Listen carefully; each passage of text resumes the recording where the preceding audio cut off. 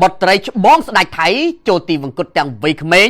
នៅក្នុងប្រជជន47វស្សាធ្វើឲ្យក្តីស្រមៃរបស់បិតាមហាវិជ្ជរាលង្កនត្រូវបានរលាយបន្ទាប់ពីសន្លប់បាត់បង់ស្មារតីអស់រយៈពេលជិត3ឆ្នាំម្ចាស់ស្ត្រីបារ៉ាគីទីយ៉ាហាបានដួលសន្លប់នៅខែធ្នូឆ្នាំ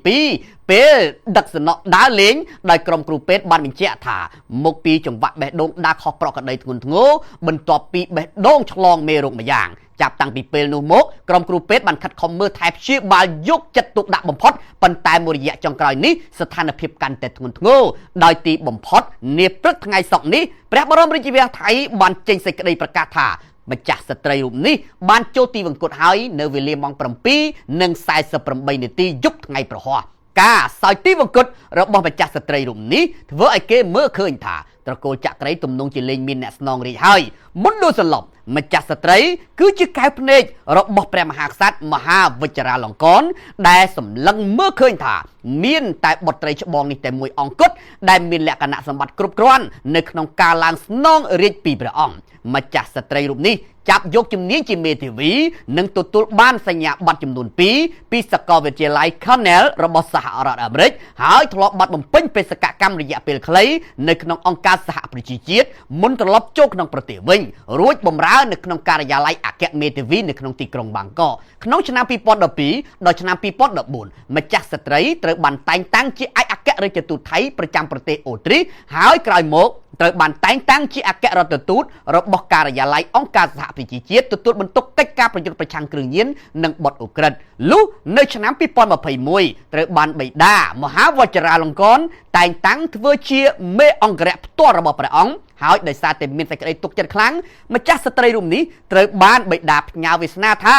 នឹងក្លាយទៅជាអ្នកស្នងរាជពីព្រះអង្គតាមពិតមហាវិជ្ជរាលង្កនមានបុត្រា5ព្រះអង្គដែរប៉ុន្តែនៅក្នុងចំណោមនោះមានបុត្រា4អង្គត្រូវបានដកសិទ្ធិនៅក្នុងឆ្នាំ1996ហើយបានរស់នៅក្នុងទឹកដីអាមេរិកជាមួយមាតាដែលត្រូវជាមហេសីទី2រីឯបុត្រាទី5ដែលជាបុត្រជាមួយមហេសីទី3គឺព្រះអង្គម្ចាស់ឌីផាន់ខនត្រូវបានគេមើលឃើញថាมันមានលក្ខណៈសម្បត្តិគ្រប់គ្រាន់ដើម្បីក្លាយជាស្ដេចគ្រប់គ្រងប្រទេសបានឡើយហេតុដូច្នេះទើបវាសនារាជបល្ល័ង្កត្រូវផ្ញើទៅលើម្ចាស់ស្ត្រីប៉ុន្តែឥឡូវម្ចាស់ស្ត្រីបានចូលទីវង្គតបាត់ទៅហើយហេតុដូច្នេះទើបកើតជាសំណួរសួរថាតើត្រកូលចក្រីអស់អ្នកស្នងរាជឬក៏យ៉ាងណាដំណឹងល្អសម្រាប់ពិភពលោកយើងបញ្ចប់សង្គ្រាមជាមួយអ៊ីរ៉ង់ហើយនៅថ្ងៃនេះនេះគឺជាប្រសាសន៍របស់លោកប្រធានាធិបតីដូណាល់ត្រាំបន្ទាប់ពីលោកអះអាងថាភាគីទាំងពីរបានព្រមព្រៀងគ្នាលើអនុសារណៈនៃការយោគយល់គ្នាដ៏រឹងមាំមួយដើម្បីបញ្ចប់ការប្រយុទ្ធគ្នាក្រោយភាគីទាំងពីរបានប្រលះគ្នារង្គើតំបន់មជ្ឈិមបូព៌ាជាថ្មីនោះប៉ុន្តែអ៊ីរ៉ង់បានបដិសេធថាគ្មានកិច្ចព្រមព្រៀងចុងក្រោយស្អីនោះទេខ្ញុំមិនដឹងថាអ្នកបានដឹងឬក៏អត់នោះទេប៉ុន្តែយើងបានបញ្ចប់សង្គ្រាមជាមួយអ៊ីរ៉ង់ហើយនៅក្នុងថ្ងៃនេះពួកគេបានយល់ព្រមបោះបង់ចោលអាវុធនុយក្លេអ៊ែរនេះគឺជាអ្វីដែលយើងចង់បានវាគឺជាគោលបំណងរួមរបស់យើងដែលសម្រេចបាន 95% ហើយនេះគឺជាសម្រងសម្ដីដើមរបស់លោកប្រធានាធិបតីដូណាល់ត្រាំដែលលេចមានឡើងបន្ទាប់ពីលោកបានប្រកាសលុបចោលផែនការវាយប្រហារបន្តលើអ៊ីរ៉ង់ដោយលោកអះអាងថាអាមេរិកសម្រេចបានកិច្ចព្រមព្រៀងជាមួយអ៊ីរ៉ង់ហើយប៉ុន្តែលោកមិនបានបង្ហាញលក្ខខណ្ឌលម្អិតនោះទេ